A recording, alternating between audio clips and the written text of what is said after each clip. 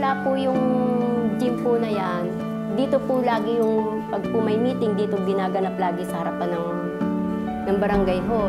Kaya medyo maliit po. Kaya po ang ginawa na lang po ni Kap no, naglagay ng bubong dyan. Dati po kasi, malalim po yan na nilagyan lang po ng dalawang parang basketballan. Yun lang po. Pero ang pump po kasi po nun, basta umulan at bumaha, lahat ng tubig, dyan ang takbo. Gano'n, na lumulubog din yung court na yan. Kaya ang kinuha nila na pataasan. Kaya sinubrang taas nila. Yung kasing sa senior, basta't nag-meeting, kung saan na lang maganap. Tapos, halimbawa, kamukha dito, pagka may programa dito sa barangay, nagkakaipon-ipon dito, may meeting pala barangay, may meeting ang 4-piece, may meeting, nagkakasama-sama tuloy dyan, minsan nagkakatapat-tapat sila ng schedule.